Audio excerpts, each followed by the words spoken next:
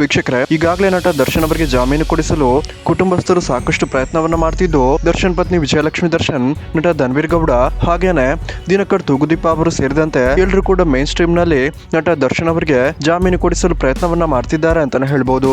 ಇನ್ನು ಕೆಲ ಸ್ಯಾಂಡಲ್ವುಡ್ ನ ನಟರು ಮೈನ್ ಸ್ಟ್ರೀಮ್ ನಲ್ಲಿ ಅಲ್ಲ ಅಂದ್ರೂ ಬ್ಯಾಕ್ ಗ್ರೌಂಡ್ ನಲ್ಲಿ ನಿಂತು ದರ್ಶನ್ ಅವರ ಇಂತಹ ಒಂದು ಕಷ್ಟದ ಸಮಯದಲ್ಲಿ ದರ್ಶನ್ ಅವರ ಈ ಒಂದು ರೇಣುಕಾಸ್ವಾಮಿ ಕೇಸ್ ನಲ್ಲಿ ಸಹಾಯವನ್ನ ಮಾಡ್ತಿದ್ದಾರೆ ಅಂತಾನೆ ಹೇಳ್ಬಹುದು. ನಟ ದರ್ಶನ್ ಅವರಿಗೆ ತೆರೆ ಹಿಂದೆ ಸಹಾಯ ಮಾಡ್ತಿರುವ ಕೆಲ ನಟರುಗಳಲ್ಲಿ ನಟ ಸಾಧು ಕೋಕಿಲ ಕೂಡ ಒಬ್ಬರಾಗಿದ್ದು, ನಟ ದರ್ಶನ್ ಅವರಿಗೆ ಕಾನೂನಾತ್ಮಕವಾಗಿಯೇ ಜಾಮೀನು ಕೊಡಿಸೋದಿಕ್ಕೆ ಸಾಕಷ್ಟು ಟ್ರೈ ಅನ್ನ ಮಾಡ್ತಿದ್ದಾರೆ. ಇದೀಗ ವೀಕ್ಷಕರೇ, ನಟ ಸಾಧು ಕೋಕಿಲ ಅವರೇ ದರ್ಶನ್ ಪತ್ನಿ ವಿಜಯಲಕ್ಷ್ಮಿ ದರ್ಶನ್ ಅವರಿಗೆ ಅಡ್ವೊಕೇಟ್ ಅಹ್ಮದ್ ಪಾಷಾ ಅವರನ್ನ ಪರಿಚಯ ಮಾಡಿಕೊಟ್ಟಿದ್ದು, ಇದು ನಟ ದರ್ಶನ್ ಅವರ ಕೇಸ್ಗೆ ಹೊಸ ಟ್ವಿಸ್ಟ್ ಅನ್ನು ಕೊಟ್ಟಿದೆ ಅಂತಾನೆ ಹೇಳ್ಬಹುದು. ಈಗಾಗಲೇ ನಮ್ಗೆಲ್ಲರಿಗೂ ಕೂಡ ಗೊತ್ತಿರೋ ಹಾಗೆ ಸುಪ್ರೀಂ ಕೋರ್ಟ್ ನಟ ದರ್ಶನ್ ಅವರಿಗೆ 1 ವರ್ಷಗಳ ಕಾಲ ಯಾವುದೇ ರೀತಿಯ ಜಾಮೀನು ಅರ್ಜಿಯನ್ನ ಸಲ್ಲಿಸಬಾರದು ಅಂತ ಖಡಕ್ ಆದೇಶವನ್ನ ಕೊಟ್ಟಿದ್ದು, ಇದು ನಟ ದರ್ಶನ್ ಅವರಿಗೆ ನುಂಗಲಾರದ ತುತ್ತಾಗಿತ್ತು ಅಂತಾನೆ ಹೇಳ್ಬೋದು.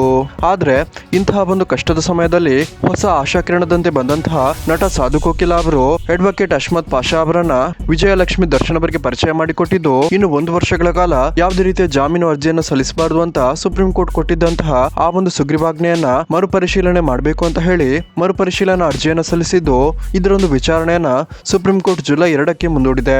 ಜೈಲಲ್ಲಿರುವಂತಹ ನಟ ದರ್ಶನ್ ಅವರಿಗೆ ಮತ್ತು ದರ್ಶನ್ ಫ್ಯಾನ್ಸ್ ಗಳಿಗೆ ಒಂದು ವೇಳೆ ಸುಪ್ರೀಂ ಕೋರ್ಟ್ ತನ್ನ ಆದೇಶವನ್ನ ಮರುಪರಿಶೀಲನೆ ಮಾಡಿ ನಟ ದರ್ಶನ್ ಅವರ ಬೇಲ್ ಅರ್ಜಿಯ ವಿಚಾರಣೆಯಲ್ಲಿ ಬದಲಾವಣೆಯನ್ನ ಮಾಡಿದ್ರೆ ಶೀಘ್ರದಲ್ಲೇ ನಟ ದರ್ಶನ್ ಅವರಿಗೆ ಬೇಲ್ ಸಿಗುವಂತ ಸಾಧ್ಯತೆಗಳು ಕೂಡ ಇರಲಿದೆ ಅಂತ ಹೇಳಲಾಗ್ತಿದೆ. ಸೊ ವೀಕ್ಷಕರೇ, ಯಾರೆಲ್ಲ ನಟ ದರ್ಶನ್ ಅವರು ಕಾನೂನಾತ್ಮಕವಾಗಿಯೇ ಬೇಲ್ ಸಿಕ್ಕಿ ಜೈಲಿಂದ ಹೊರಬರಲಿ ಅಂತೀರಾ, ಈ ವಿಡಿಯೋಗೊಂದು ಲೈಕ್ ಮಾಡಿ ಮತ್ತು ನಿಮ್ಮ ಅನಿಸಿಕೆಯನ್ನ ಕಮೆಂಟ್ ಮಾಡಿ ತಿಳಿಸಿ.